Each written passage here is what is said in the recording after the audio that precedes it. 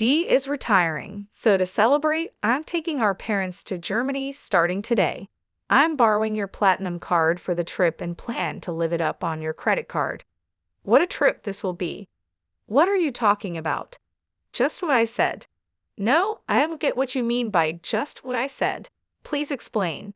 We need to hurry. I get it. We'll go soon. Sorry, I have to move on now. I'll hear the details when I get back. Just one thing, though, the credit card won't work. Huh?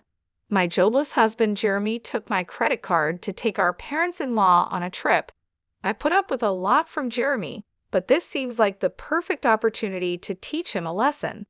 When he returns from the trip, he'll have some big regrets. I'm Maria, a 35-year-old company employee. After graduating from a prestigious university, I landed a job at a major company and have received good evaluations.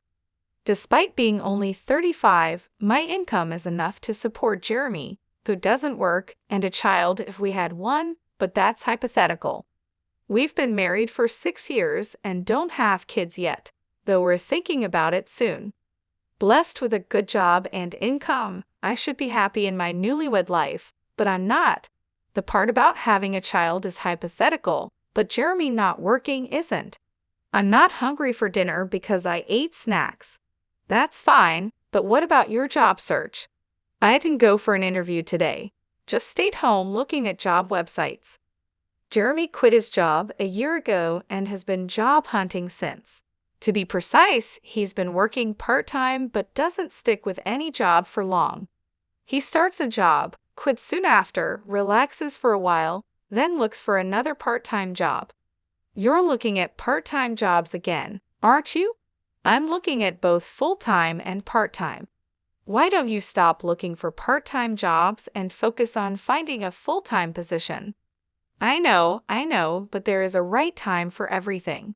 I wish Jeremy would find a steady job, but there's a reason he can't be pushed too hard. He quit his last job because of a conflict over work policies with his boss. That boss was notoriously difficult in the office. Jeremy stood up to the boss as the office representative, backed by his colleagues. But when the conflict escalated, his colleagues sided with the boss, not with Jeremy. As a result, Jeremy lost his boss's approval, felt betrayed by his colleagues, and found it hard to stay, so he left the company. Jeremy, dinner's ready? Can you bring it here?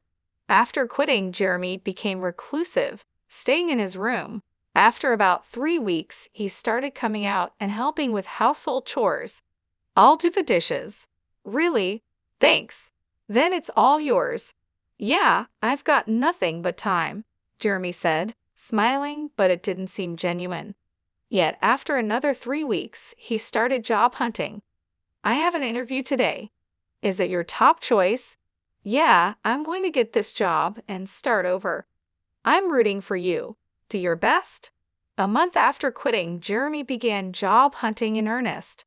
But even after a month, he couldn't find a job. Why am I always rejected? Damn it, it's all my previous company's fault. Don't get frustrated. You'll find something good. Of course I'm frustrated. I did nothing wrong. Jeremy might not be entirely blameless, but what happened at his last job wasn't entirely his fault either. Still, quitting because of interpersonal issues doesn't look good to potential employers. It's like I can't do anything right anymore. That's not true. You have an interview tomorrow. Let's work on your resume. It's pointless. I'm not going tomorrow. Repeated rejections wore Jeremy down, but after a while, he became defiant. One day, I came home to find torn-up resumes on the living room floor. Knowing the interview didn't go well, I chose my words carefully. Can you throw that trash in the bin? I'm done. Done with what? Job hunting. We can live on your income, right? I don't need to work. Indeed, we could live on my income alone. Some people don't work and do a great job as full-time homemakers, but that's not Jeremy's situation. He's just avoiding unpleasant realities.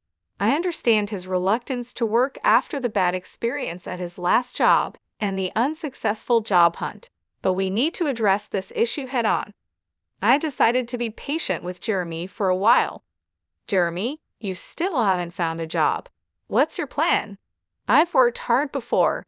This is just an extended break. I'm not just resting. I'm studying for the future. That's good to hear. Living near my in-laws, Jeremy's mother, Linda, and father, Brandon, started visiting us more often after he quit his job. They were probably worried about him. Hearing that Jeremy was preparing for his next job, they seemed relieved, but that was a blatant lie. The beer will run out today. Can you buy some on your way home? It's running out again? You drink too much. Try to cut down a bit. Fine. I won't ask you again. I'll buy it myself.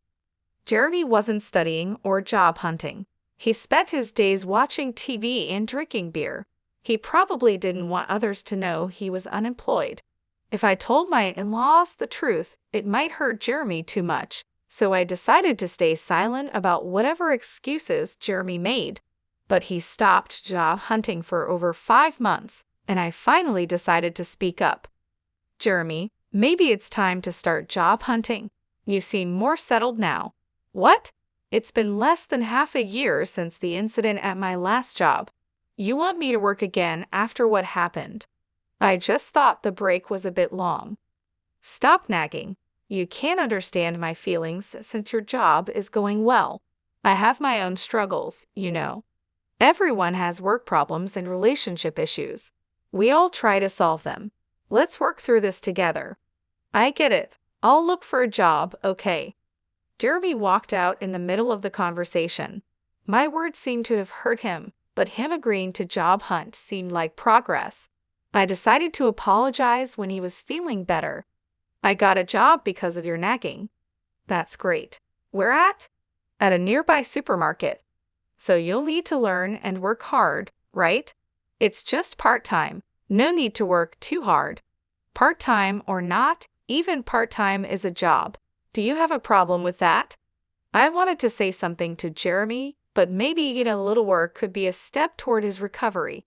I decided to watch and see. I'm home. Jeremy, you're back. How's the job? I quit the supermarket part-time. Why? It hasn't been that long. A college student there was being bossy, telling me to always put the vegetable boxes at the bottom in storage.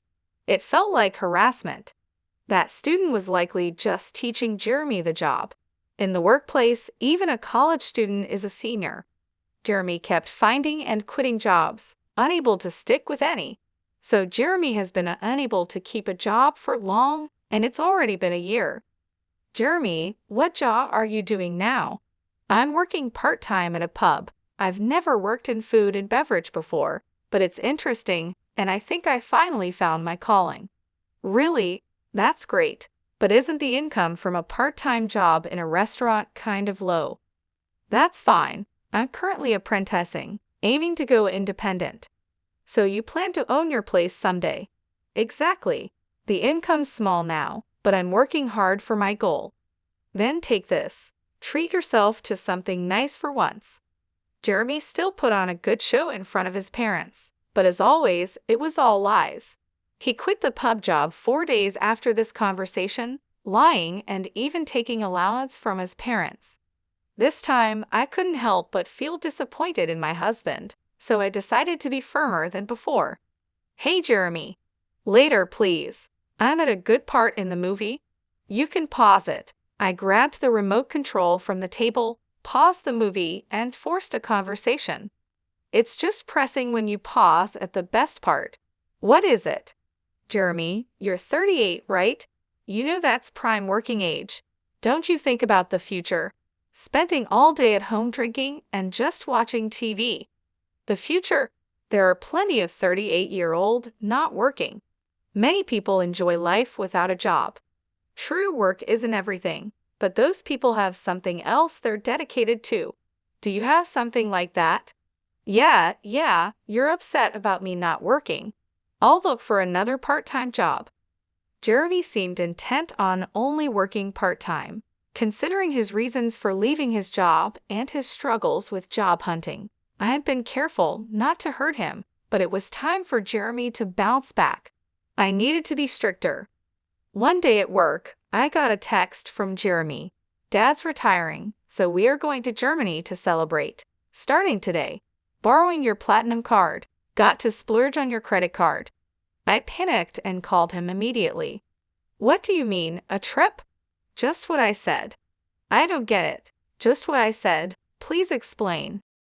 So many things are wrong here. It's fine to celebrate Brandon's retirement, but he should have consulted me before using my money and borrowing the credit card more like stealing.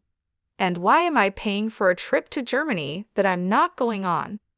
Jeremy was probably bragging to his parents, claiming the money was from his savings. My credit card. Thinking about it infuriated me, but one thing Jeremy said caught my attention. You said you borrowed a credit card. The one from our house. Yeah. Why do I have a platinum card? Some people think you need a high income for it, but that's not true. Credit history, stable income, and other factors matter, and it's attainable in your 40s. The annual fee is high, but I use it for the benefits and points. However, that credit card is in my wallet. So you took the credit card from home? Yeah, so I'm counting on you for the payment. Jeremy, elated about his trip to Germany, is speaking to me in a provocative tone. I have been patient with Jeremy for a long time, but this seems like a good opportunity. Jeremy thinks he's clever taking my credit card and being all cheerful, but he's in for a surprise. What are you doing? We need to go. Got it. I'm coming. Sorry, I need to move on now. I'll hear the details when I get back. Just one more thing, the credit card you took won't work. What? That can't be right. It's in Maria's name, and the expiry date is this month. It's short, but it shouldn't be a problem. You're lying, right, Maria? You're lying to stop me from using the card, aren't you? Such a lie is easy to see through. Yes, it expires this month. That's why I have already received a new credit card. What does that mean? So I have 2 credit cards to use for a while now. Sometimes with my credit card, when the new one is activated, the old one stops working.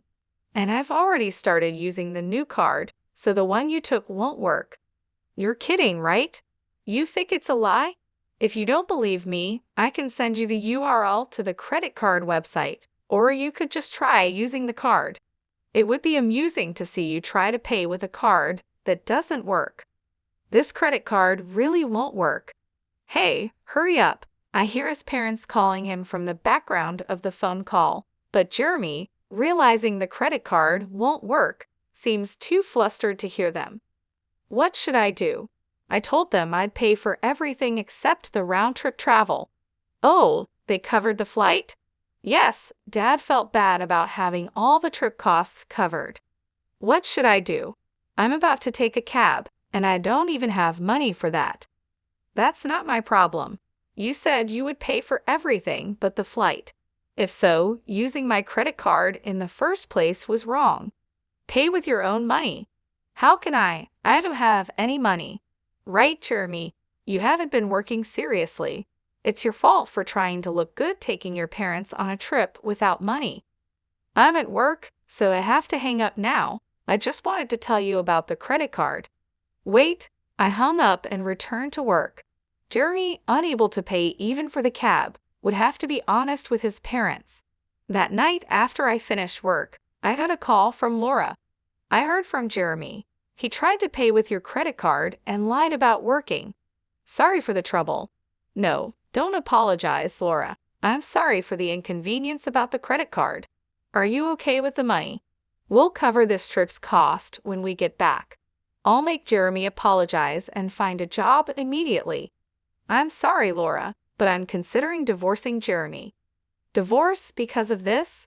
It's part of it, but Jeremy has been taking money from me for a while. What? I stopped giving Jeremy money to curb his drinking. He started a part-time job and bought his own alcohol, but the salary from part-time work shouldn't be enough for daily drinking. Jeremy was taking money from my wallet to buy alcohol. Over a year, he repeatedly stole amounts ranging from $7 to $70. The sum became significant. I had been strict with Jeremy, hoping he would eventually turn things around, but when he stole my credit card for his trip, it wasn't just about $75 anymore. This leap in the amount he took convinced me that he had no intention of improving. I respect your decision. Should I tell Jeremy about the divorce? Could you just tell him I want a divorce? We'll discuss the rest when he returns home. About an hour later, the next morning after my call with Laura, Jeremy called. He must have heard about the divorce from Laura, but I had asked her to wait until he was back to discuss it. Too exhausted, I had decided not to answer his call. The next morning, after returning from work, I found Jeremy at home. He had cut his trip short. "I'll work properly now. Please don't leave me," he pleaded. As I entered the living room and saw Jeremy, he immediately apologized. His regrets seemed sincere, but came too late. He had a whole year to change, yet still asked for another chance.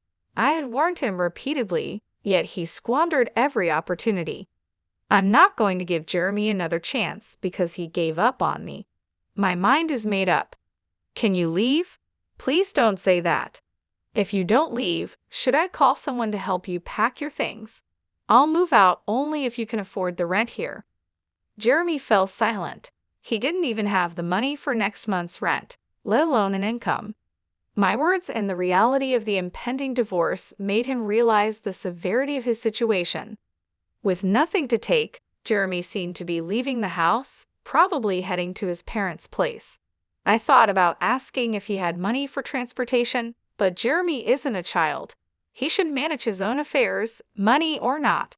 I sadly watched Jeremy leave the house. After leaving, Jeremy went to his parents' house. Later, I received a call from Linda. My parents-in-law let Jeremy stay for one night, but then asked him to leave the next day. They thought he might become too reliant on them if he stayed. Creating a situation where he must fend for himself was perhaps their intention. It must have been painful as parents to send their son away, but they made a tough decision for Jeremy's recovery. Kicked out from his parents' home, Jeremy came back to our house, pleading with me. "Please help me. I've got nowhere to go and no money." That's the result of your own actions. You need to handle it yourself. Everyone deals with their hardships. Maybe sometimes it's necessary to ask for help, but all you have done in the past year is abandon your responsibilities and do as you please. I didn't let Jeremy into the house and turned him away from the doorstep. The divorce eventually went through. Jeremy was reluctant, but with the support of his parents, it happened quicker than expected. I have no idea what happened to Jeremy after we split up. He's probably still jumping from one job to another and making excuses for himself. I used to think I'd feel lonely without him, but to my surprise, I didn't feel lonely at all. Instead, I felt a weight lifted off my shoulders. Living with Jeremy had been incredibly stressful. His attitude and constant need for reassurance kept me on edge. I was always walking on eggshells, afraid of saying something that might upset him. Now, without him around, I don't have to worry about that anymore. Without Jeremy, my life has become much more comfortable. I hadn't realized just how much of a burden our relationship had been. I was constantly trying to support him, both emotionally and financially, and it drained me. Now, I can focus on myself and my own well-being. I'm relieved that I didn't let Jeremy drag me down with him. I was always trying to help him, hoping he would change, but it never happened. Letting go of that responsibility has been freeing. I no longer have to cater to anyone else's needs or deal with anyone else's problems. I can finally live my life on my own terms, without having to accommodate anyone else. It's a fresh start, and I'm embracing it fully. I have more time for myself, more energy to pursue my own interests, and a clearer mind to think about my future. I'm grateful for this new chapter in my life, free from the stress and worry that Jeremy brought into it.